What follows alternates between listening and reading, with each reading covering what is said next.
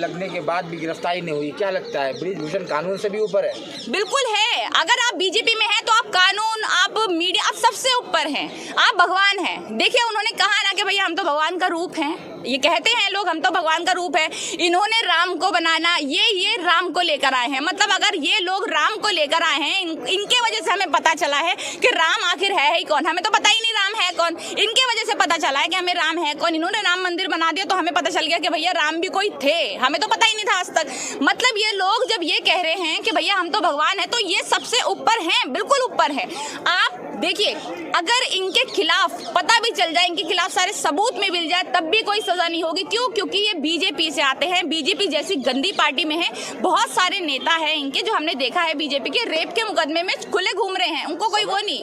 में अब महासभा हो रही है, इनके कह रहे हैं कि हम जंतर मंतर बाबा जी का बुलडोजर लेके आएंगे। बुलडोजर से मारेंगे क्या?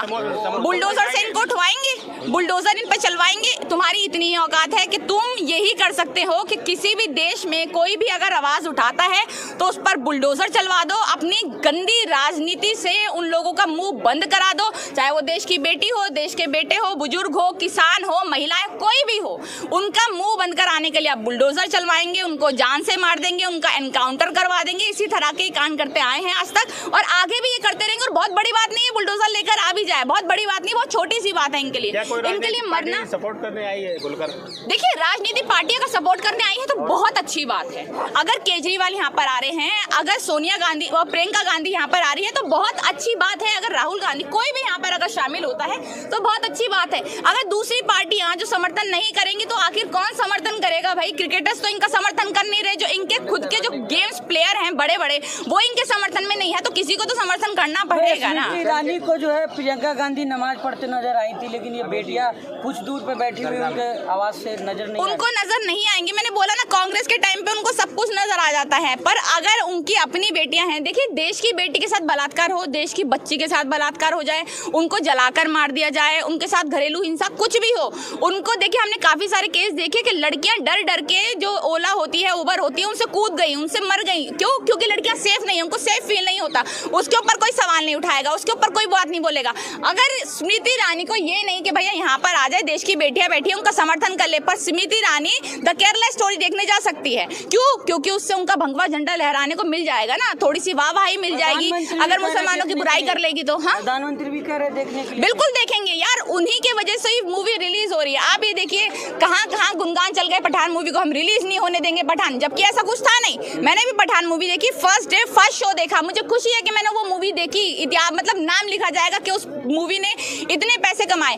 पर अगर आप उस मूवी का विवाद कर रहे हैं तो द केरला स्टोरी में जब 32,000 झूठ बोला गया कि 32,000 लड़कियों के साथ ऐसा हुआ है, फिर 32,000 से उनके डायरेक्टर प्रोड्यूसर 3 पर आ गए कि भैया 3 लड़कियों के साथ ऐसा हुआ है। अगर इस तरह की बातें आप कर रहे हैं, उनके पास तो खुद के पास सबूत नहीं है। काफी सारे नेताओं ने ये कहा है कि हम 10-10 करोड़ रुपए देने के लिए तैयार है, एक लड़की ले आओ जिसके साथ ऐसा हुआ है। उनके पास दिखाने के लिए नहीं है कि हाँ भैया ऐसी भी कोई लड़की है जिसके साथ उनको ISIS में शामिल कर दिया गया हो। केरला स्टोरी में इतना झूठ दिखाया गया है। और देखिए केरला मतलब केरला एक ऐसी जगह है जहाँ पर हिंदू मुसलमान का कोई विवाद ही नहीं है। वहाँ पे मुसलमानों की संख्या इतनी बड़ी है, क्रिश्चियंस की संख्या इतनी बड़ी है, वहाँ पर आखिर आप हिंदू हिंदू कर क्या साबित करना चाहते हैं? वहाँ तो हिंदू है भी नहीं, वहाँ तो मुस्लिम है, मुस्लिम की बहुत बड़ी आबादी है, वहाँ पर क्रिश्चियंस रहते हैं। वहाँ पर आप देखिए मेरे मम्मी पापा थोड़े टाइम पहले ही केरला गए थे और उन्होंने बताया कि वहाँ का माहौल इतना अच्छा है, इतना बेहतरीन है।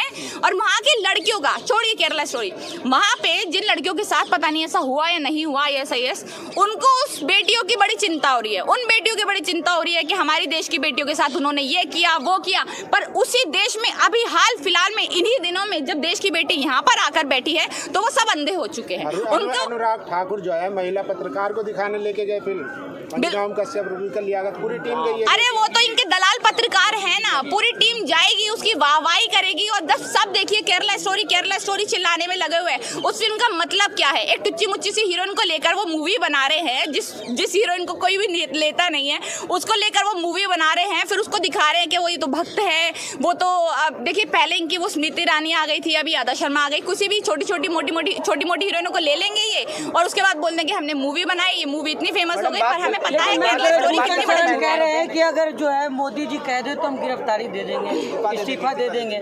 उसके अंदर खुद मर्दानगी नहीं है क्या? उसको खुद नहीं पता मैंने शोषण किया है? मतलब उनका बाप अगर उनको बताएगा कि भैया तुम्हें पता चले कि हाँ तुमने लड़कियों के साथ शोषण किया है, तुम्हें पता चलना चाहिए। मतलब मोदी आके बताएंगे मैंने कोई गलती की है तो मेरे पापा मेरा डिसाइड करेंगे कि भाई तुमने ये गलती की है, जाओ गिरफ्तारी दो अपनी। मुझे नहीं पता मैंने कुछ गलत कर दिया, मुझे नहीं पता मेरे साथ कुछ मैंने किसी के साथ किसी का दिल दुखाया है। कौन दिलवाएगा इंसाफ? कौन दिलवाएगा ये बताइए, कौन दिलाएगा? देखिए इंसाफ जिसको भी, इंसाफ क्या है, कैसे मिलेगा इंसाफ मिलने का एक ही तरीका है कि जो ये गंदे लोग हैं थोड़े से अपने अंदर, अगर इनकी देश में मतलब देश की बेटियों को ही नहीं, अगर अपनी ही बेटियां हैं जिनको अपनी बेटियों को, जैसे स्मृति ईरानी की हम बात करें, अपनी बेटी पर जब बात आई थी वो सबसे आगे उछलने आ गई थी। अगर इनके, मैं देखिए बोलूँगी भी ना, क्योंकि नाकारा लोग हैं, इनकी खुद की फैमिलीज नहीं है, इनके खुद के बच्चे नहीं होते, इनके खुद की शादियाँ नहीं होती, खुद अपनी बीवियों को छोड़कर भागे हुए लोग हैं ये। अगर इस तरह के लोग हमारी राजनीति में बैठेंगे तो वो देश की बेटियों के बारे में कैसे सोच सकते? तो मुझे नहीं लगता कि देश की बेटियों के बारे में सोचेंगे। विनेश फोगाट को वो उनके परिवार का हिस्सा है, वो परिवार का हिस्सा है तो उनकी भांजी थी, उसका बटुआ चोरी हो गया था, बटुआ चोरी हो गया तो सारी पुलिस लगा दी थी उसके लिए। एक रात में वो कुछ घंटों में बटुआ ढूंढ कर ले आए थे उस लड़की का जिसका चोरी हुआ। अगर देश की बेटी उनकी बेटी है, गीता फोगाट, बबीता फोगाट, जो भी अगर उनकी बेटी है ना, तो अगर आप एक सच्चे बाप है या तो फिर आप बाप कहलाने लायक ही नहीं, क्योंकि आपकी कोई औलाद ही नहीं है। पर अगर आप इतनी मर्दानगी आपके अंदर है, इतनी आपके अंदर मर्यादा है कि आप देश की बेटियों को अपनी बेटी जैसा मानते हैं, उनके साथ किसी भी तरह का किसी भी प्रकार का शोषण होता है, अगर आप उसे मानते हैं कि तो मेरी बेटी जैसी है, तो आप बाहर निकलो मोदी जी। आप उनके खिलाफ जो है, जो भी ये सब कर रहे हैं उनके खिलाफ कोई एक्शन लो, तभी आप देश के प्रधानमंत्री कहलाओगे। और अगर आप देश के प्रधानमंत्री नहीं कहला सकते, आपके अंदर इतना मतलब इतनी हिम्मत ही नहीं है कि अपने एक बीजेपी के नेता को, जिसका नाम भी पहले शायद किसी ने नहीं सुना था, अगर आप उसको सजा भी नहीं दिलवा सकते तो छोड़ दीजिए गद्दी, जाइए अपना झोला उठाइए और भाग जाइए यहाँ से। आपकी जरूरत ही नहीं है हमें हमारे भारत में।